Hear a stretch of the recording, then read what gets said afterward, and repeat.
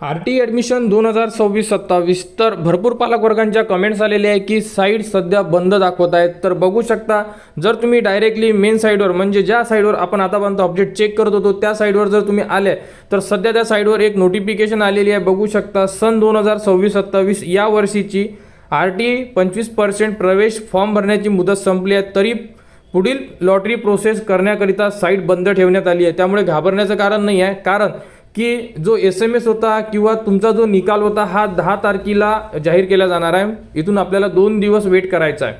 ठीक आहे, त्यामुळे घाबरण्याचं कारण नाही आहे. साईट जरी बंद झाली असेल तर साईटवर जेही काम आहे लॉटरी लावण्याचं हे काम सुरू असू शकतो. त्यामुळे साईट आता 2 दिवस हे बंदच राहणार आहे आणि 10 तारखेला डायरेक्टली आपल्याला रिझल्ट पाहता येऊ शकतो. रिझल्ट कसा पाहायचा हे सुद्धा सांगितलेलं आहे. आणि यामध्ये भरपूर असे पालकवर्ग आहे की जे गोंधळून गेलेले आहे.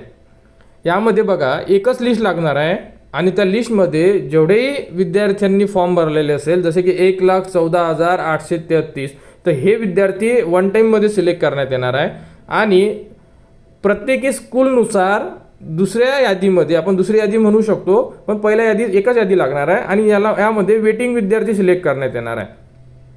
म्हणजे याचा अर्थ असा आहे की सिंगल यादीमध्ये संपूर्ण जेवढे विद्यार्थी आहेत तेवढे सिलेक्ट करण्यात येणार आहे. आणि यामधून जर जे विद्यार्थी सिलेक्ट होणार नाही, काही कारण असू शकतो, त्यांचा फॉर्म चुकलेला असू शकतो, त्यामध्ये काही चुकीची माहिती गेलेली असू शकते, काही त्यामध्ये डॉक्युमेंट चुकीचे दिलेले असेल, काहींचे लोकेशन चुकलेले आहे, काहींचे ॲग्रीमेंट, म्हणजे अशा भरपूर अशा अडचणी आहे. तर यामधून जेवढेही विद्यार्थी कॅन्सल होतील काही डॉक्युमेंट व्हेरिफिकेशनमध्ये, त्यानंतर हे जे वेटिंगमधले विद्यार्थी आहे यांना चान्स देण्यात येत असतो.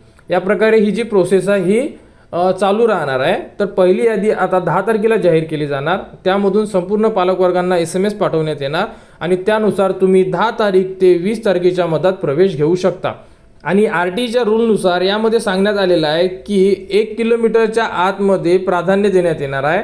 पहिलं प्राधान्य हे 1 किलोमीटर असणार आहे, दुसरं प्राधान्य हे 2 ते 3 किलोमीटर आणि त्यानंतर 3 किलोमीटरच्या वर, म्हणजे 3 ते 5 किंवा मग 5च्या वर, अशा प्रकारे हे जे प्राधान्य आहे हे प्राधान्य देण्यात येणार आहे आणि या प्रकारे सिलेक्शन होणार आहे. हा जुनाच रूल आहे, रूलमध्ये काही बदल झालेले नाही. अगोदरसुद्धा 1 किलोमीटरसाठी पहिला प्रिफरन्स, 2 ते 3 आणि 3 ते 5 आणि 5च्या वर. 5च्या वर हे ग्रामीण भागामध्ये शाळा जवळ नसतात, त्यांच्या शाळा तालुक्यालाच राहतात जास्त करून, किंवा आजूबाजूला गावाच्या बाजूला राहतात. तर 2 किलोमीटर, 3 किलोमीटर, 4 किलोमीटर किंवा 5च्या वर सुद्धा त्यांना अंतर हे असू शकते, त्यांच्यासाठी हा रूल लागतो. शहरी भागामध्ये 1 किलोमीटर किंवा 2 ते 3 किलोमीटर यामध्ये संपूर्ण विद्यार्थी सिलेक्ट केले जातात. जास्तीत जास्त विद्यार्थी 1 किलोमीटरमध्ये सिलेक्ट केले जातात, कारण की पहिला जो प्रिफरन्स असतो म्हणजे RTकडून पहिलं जे प्राधान्य आहे हे 1 किलोमीटरसाठी देण्यात येते. त्यामुळे तर पालकांना जी डॉक्युमेंट लिस्ट होती ही आपल्या चॅनलवर कालच्या व्हिडिओमध्ये देण्यात आली आहे. तर डॉक्युमेंट संपूर्ण पालकवर्गांनी रेडी करून ठेवा,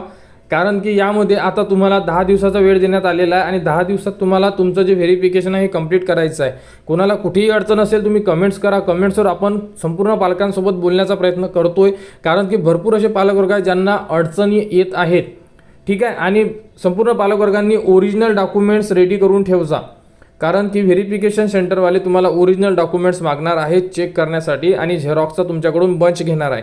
ठीक आहे, आणि अलॉटमेंट लेटर आणि त्यानंतर हमीपत्र हे सुद्धा तुम्हाला साईटवरून डाउनलोड करता येणार आहे. त्यानंतर एक अतिशय महत्त्वाचा पार्ट म्हणजे जे व्हेरिफिकेशन सेंटर असणार आहे, कारण की व्हेरिफिकेशन सेंटरला तुम्हाला जायचं, हे कुठे मिळेल? तुमचा नंबर लागल्यानंतर, समजा तुमचा नंबर लागला तर तुम्हाला एक लेटर मिळणार आहे, म्हणजे त्याला आपण अलॉटमेंट लेटर म्हणतो.